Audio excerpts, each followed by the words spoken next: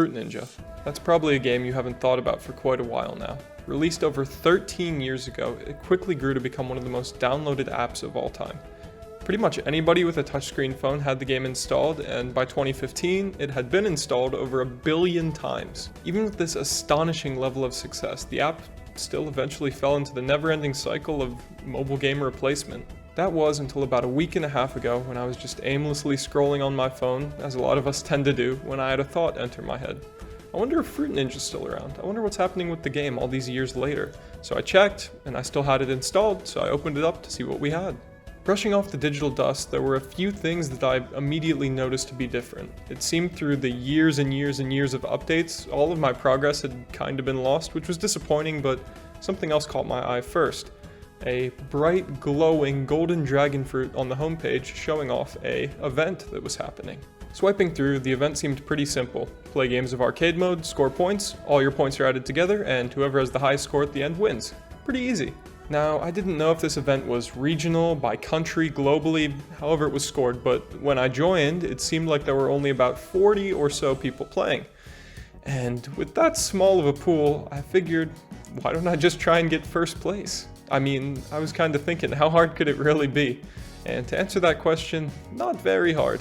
I simply just played some Fruit Ninja, and played some more Fruit Ninja, and played a little bit more Fruit Ninja, and then more Fruit Ninja. All I could think about was slicing those fruit, trying to get the highest score. It was the only thing in my mind. I was captivated by it.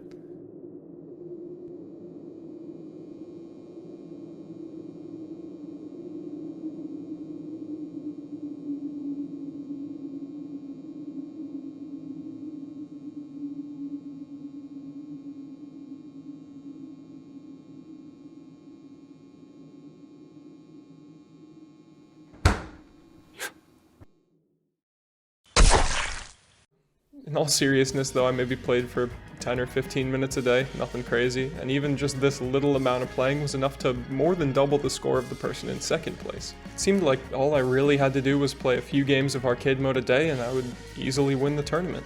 Unfortunately though, the digital landscape has changed quite a bit from when the game first came out, and after every single game of arcade mode, no matter the score, no matter how you did, you would have to watch an ad. And these weren't your nice YouTube 5-second skippable ads, no. These were 30-second to a minute-long ads where you had to sit through, watch the whole thing, and they would put the tiny, tiny little X's in the corner that were almost impossible to click out of.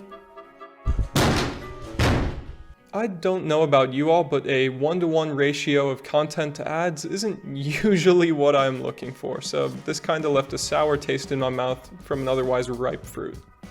After a few days, the event finally came to a conclusion with me in first place. I was ready to accept my gracious reward for winning this absolutely astoundingly difficult tournament. And my reward was not exactly what I was hoping for. I received a cosmetic blade with no real uses and a nice profile picture.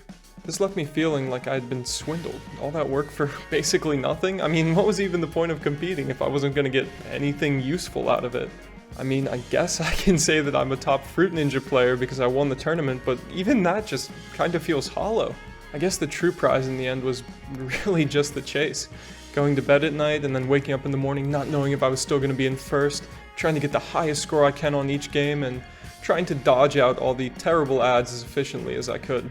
Through this whole endeavor, I really learned to kind of love the game again and really feel why it became so popular in the first place. The concept for the game is remarkably simple with almost zero barriers for entry. Pretty much anybody on the globe could pick it up and within a minute or two know exactly how to play. For these reasons though, unfortunately, the game falls into the pits with other ultra-casual games to be downloaded, played for a few minutes, and then forgotten about.